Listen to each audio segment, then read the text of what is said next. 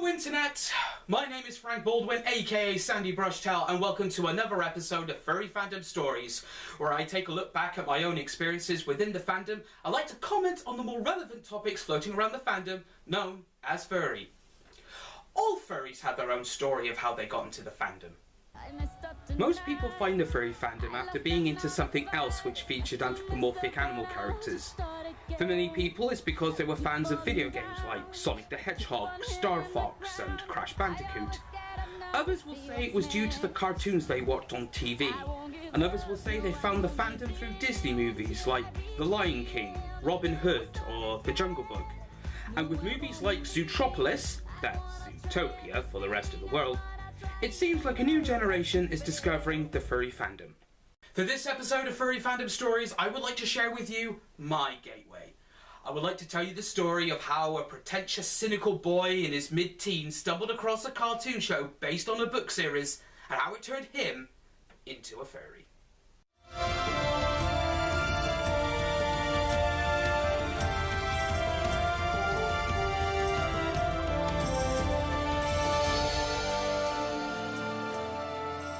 I am that is. My sword shall wield for me. So, Redwall. The Redwall saga is a book series aimed at younger readers and was written by British-born author Brian Jakes.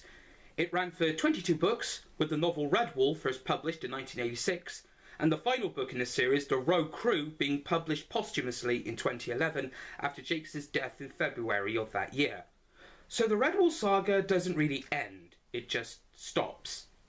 Jakes himself had a wide variety of jobs in his life. He was a merchant sailor for most of his young adult life, and after leaving the merchant navy he formed his own folk band, the Liverpool Fishermen, with his two brothers. He tried to hone his skill for writing by becoming a playwright, but it didn't really go anywhere. He first got inspired to write Redwall whilst he was out walking his dog and noticed that the brickwork of the houses where he lived had a reddish tint to them. At the time, he was working as a milkman and used to deliver milk to the Royal Wavetree School for the Blind, and he wrote Redwall for the children who attended that school. When you first start reading Redwall, you get a sense that it's a story that's meant to be read to you, opposed to a story you read yourself. To illustrate this, Jakes used very flowing descriptive language when setting up scenes in his novels. You almost get a sense of the author trying to paint pictures in the reader's mind's eye. Another recurring theme in the Redwall books is the depiction of food. Jakes himself grew up during World War II, when rationing was at its peak, and even after the war, some exotic foods were almost impossible to obtain. This included, amongst other things, bananas, which Jakes loved. After the success of Redwall, Jakes hosted his own radio show on BBC Radio Merseyside called Jakestown, where he played snippets from his favourite operas. In June of 2005, he was awarded an honorary fellowship from Liverpool John Moores University. On the 5th of February 2011, Jakes was admitted to the Royal Liverpool Hospital to undergo emergency surgery for an aortic aneurysm. Despite the surgeon's best efforts, they were unable to save his life. The novel Redwall itself is centred around the abbey of the same name in the middle of Mossflower Country. The story itself centres around a young mouse called Matthias, who seems to be bored with the dredge of abbey life, and instead takes more of an interest not in theology, but in the legends of its greatest defender, Martin the Warrior. The peace of Abbey life is shattered when warlord Clooney the Scourge arrives, obsessed with turning Redwall Abbey into his latest conquest. After trying to bully the Abbey dwellers into just giving him Redwall, Clooney steals part of the Redwall tapestry and tries to use it as a form of mind games to demoralise the Abbey dwellers into surrender. Matthias, however, becomes the voice of defiance against Clooney and decides that the only course of action is to recover the long-lost sword of Martin the Warrior. What follows is an epic quest full of obstacles, unlikely allies, and unforgettable characters. Matthias even has his own monster to fight. The cartoon ran for 3 seasons and aired in the UK on Channel 5 and Nickelodeon. Before I go on, I want to make one thing clear, and that's I started watching the cartoon before I actually started reading the books. When I first read the novel, there were parts in it that made me think, oh, this is for kids, why am I reading this? But what happened next is what kept me reading. I finished reading Redwall the day before the finale of Season 1 was aired on TV. It wasn't until I finished reading the book that I started to note the scenes and set pieces that were changed or altered. The biggest changes were a couple of episodes with original storylines. These included Clooney's Clowns, A Father Returned, and The Visitor. Any fan of the books could tell you that the writing staff for the show had taken the original source material and started to change things around a bit. A good example of this would be the death of Methuselah in episode 5. He didn't die until much earlier in the book, and Matthias was not at his deathbed either, as he was fighting Asmodeus when this happened. In fact, I can list off so many things that were changed or written out completely. The disappearance of Sam Squirrel is one of them. Also, seeing as this is a transatlantic production, British people dread on how awful the English accents are going to be. But for the most part, they're really good. Father Abbot, did you hear that? Hear what, young Matthias? Martin, the warrior, spoke to me. Martin spoke to you? Yes, he said... Matthias. Matthias? Yes, he... Matthias... Whatever will I do with you? Well, I want to be like him. A great warrior. Nevertheless, after Season 1, I was hooked on Redwall. I started going through our old bookcases and found first edition copies of both Matameo and Mossflower. To this day, I still praise Matameo as my favourite book in the series. And when TV spots for Season 2 began airing on Nickelodeon, I had such a nerdgasm. The story of Matameo centres on Matthias' son, of the same name as the book, and takes place several years after the events of Redwall. Spoiler alert. Matthias is now married to his love interest from Redwall, Cornflower, and the two of them have had a child together. Matameo is proving to be more than a handful for his parents as he gets into fights, hangs out with his friends, and basically treats the Abbey as his own playground. But trouble looms on the horizon as Chickenhound, last seen having a run-in with Asmodeus in Redwall, renames himself Slagar and runs his own slave trading ring. His current employers have a preference for using young woodlanders as their labour force, as they help build an underground citadel for a shadowy overlord. Slagar has a plan to snatch a few of the Redwall children, not only to appease his paymasters, but as a cruel revenge against the Abbey that evicted his mother Sella and left her for Clooney to vent his rage upon. After the kidnapping of his son and several other Abbey youngsters, Matthias, Basil and Jess set out on a search and rescue mission. Along the way, they are met with new friends, new challenges, and powerful new enemies. Unlike in Season 1, the writing staff for the cartoon stayed as true as possible to the original source material, and there were no episodes with original storylines. When it was first released, I was a little disappointed that they selected Tim Curry to play the voice of Slagar. Now, don't get me wrong. Don't get me wrong. I think that Tim Curry is a fantastic actor, but at the time, I thought he was wrong for the part. However, after several rewatches of the cartoon, I cannot picture Slagar being voiced by anybody else. Apparently, Tim Curry had a lot more fun with this role than he did, say, playing King Chicken on Duckman.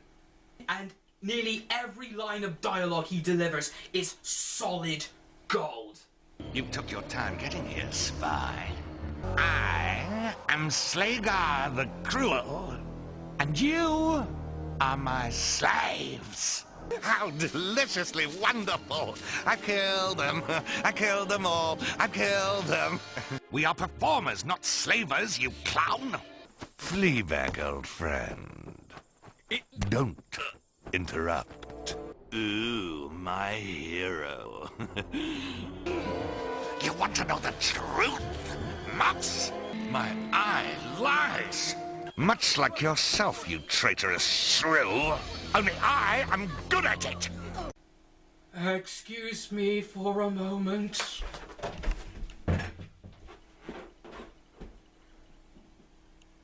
Oh, that's good, Tim Curry! Slagar the Cruel is one of my favourite Redwall villains. He was devious, the definition of a trickster, and had a mean streak a mile wide. Yet once I knew his origins, I couldn't help but sympathise with him in a way. Okay, he murdered Methuselah, But nobody can love nor hate more passionately than somebody who's known loss. In all honesty, if he hadn't been deformed by Asmodeus, he would have just been another forgettable cookie-cutter villain for Matthias to fight. Season 2 was when the Redwall cartoon actually got into its stride. It's almost as if Nelvana were actually saying to the fan base, sorry guys, here's the Redwall cartoon you actually wanted. Most of the voice cast from Season 1 made their return, including Tyrone Savage. Tyrone Savage. He was in Goosebumps. No! Yes, thank you. Whilst waiting for Season 3 to be shown in the UK, I was expanding my book collection. I had read Muriel of Redwall, The Bellmaker, Outcast, Marfox, and Martin the Warrior. When I was looking at the message boards online, I had heard news that Season 3 was already released in the US and Canada. And I had watched some clips of the show online, but there was still no news of when it was going to be released in the UK. Channel 5 weren't showing any TV spots, and all that Nickelodeon were doing were promoting this new show. You might have heard of it. At least Channel 5 was still syndicating Season 1 and Season 2.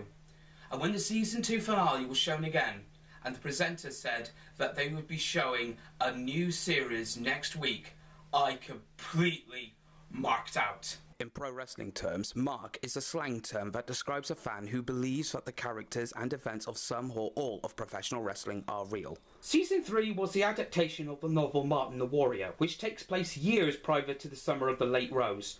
After his father departs on a voyage, Martin is kidnapped as a child and put to work on building a fortress for the villain Badrang.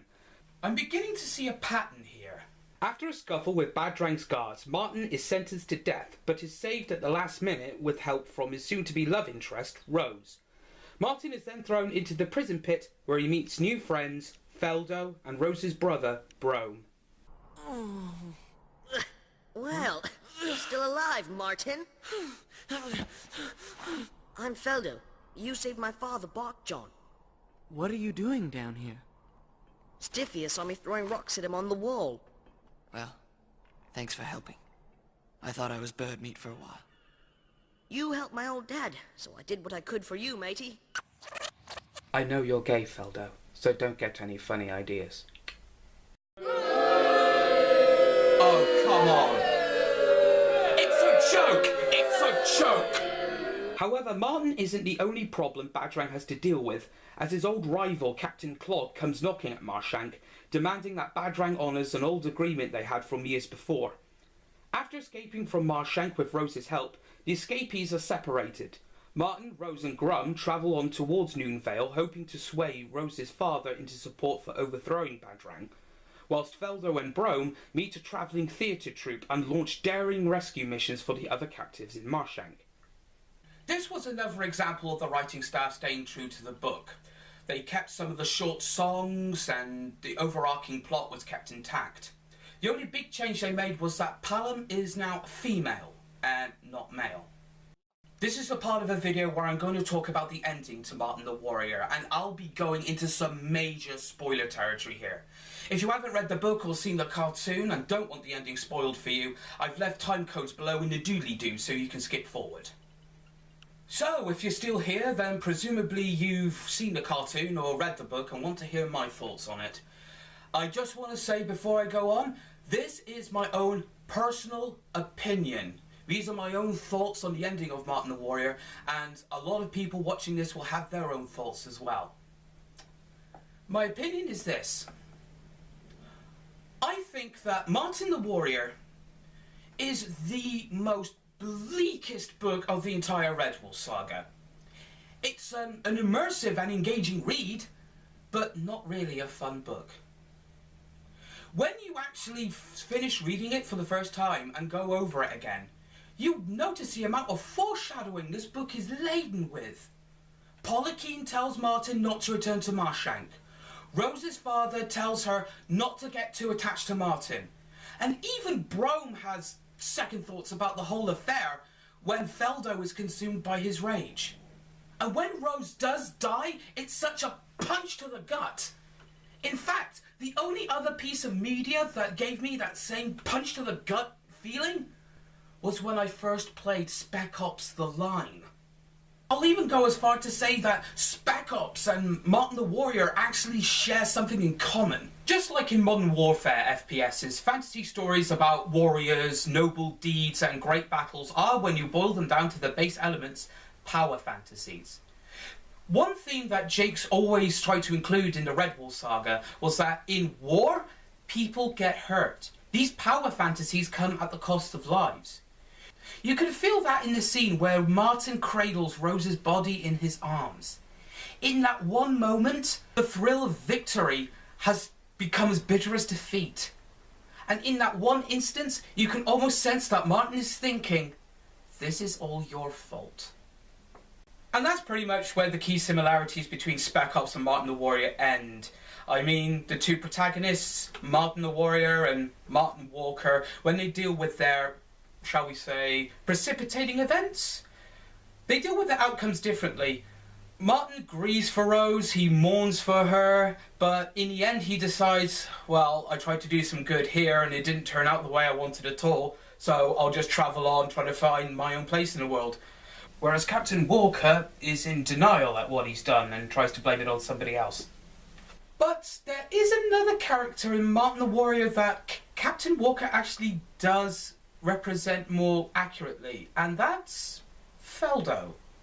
Martin the Warrior and Feldo are basically two sides of the same coin. They both believe in the same common good.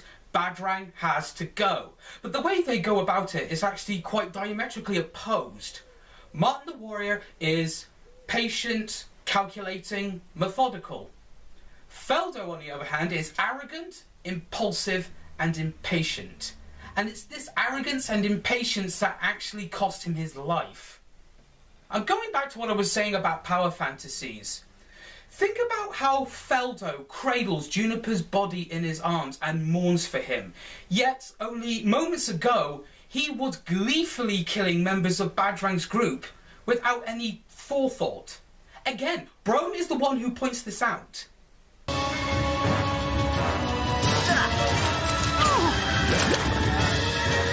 Good shot, eh? You just killed him. I mean... Ah, young one. It's called war. You'd best give those to me if you can't use them. This is another aspect of the Redwall saga. There are many instances where it's all very hippie and give peace a chance. But on reflection, there are some scenes in the books that are quite violent. Again, this was another subject that Jakes didn't shy away from. He tried to get across his message of people get hurt in war. He never tried to sugarcoat the reality of how brutal a battle can be. The Redwallers always preach a philosophy of non-violent coexistence. They always take in the sick, and the Abbey Dwellers only take up arms when they have no other choice. However, this non-violent philosophy doesn't seem to get in the way of using violence if the ends justify the means. And sometimes the characters seem to openly indulge in the violence. But then again, to quote a loading screen from Spec Ops, there is no difference between what is right and what is necessary. Oh man, I could talk about Redwall for hours. But we haven't got hours, so might as well wrap this up. So you're probably thinking to yourself, wow, this cartoon sounds amazing, where can I get it? Well, in the UK, Season 1 is available on VHS, and if you can find them on Amazon or eBay, and if you've got an old VCR or TV-VD combi, you might check it out. Some of Season 1 is available in the UK on DVD, but not all of the episodes. Season 2 is available on DVD in the UK, and there's also versions you can import from Germany, but the Amazon page doesn't say if it's got English dubbing or subtitles. Season 3, however, if you want a decent copy of that, it is only available through an NTSC format US import, and you'll need a multi-region DVD player. There is another way you can watch it, and it's how I got all 3 seasons. And that's through torrent downloading? Bad Sandy! But saying that, you can find some episodes of it on YouTube, and some users have edited entire seasons together into 4-hour streams. As for the books, they're available in Waterstones and any other good bookstores, and are also available in Kindle format from amazon.co.uk, and you can also find them in audiobook form on audible.com. In conclusion, Redwall is a vast and imaginative saga, and I'll even go as far to say it rivals Game of Thrones in its scope. This is a series that inspired me to write my own fanfiction stories, and even the protagonist for one of my stories became the building blocks of my persona. This series made such an impression on me that I even painted Rose's name on my guitar.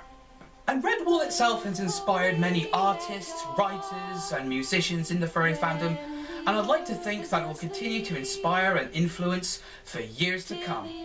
I don't think Brian Jakes would have disproved of that. And since you can't talk about Redwall without doing this list, here are my top 5 favourite Redwall books. Number 5 is Malfox. Number 4 is Mossflower. Number 3 is The Bellmaker. Number 2 is Martin the Warrior.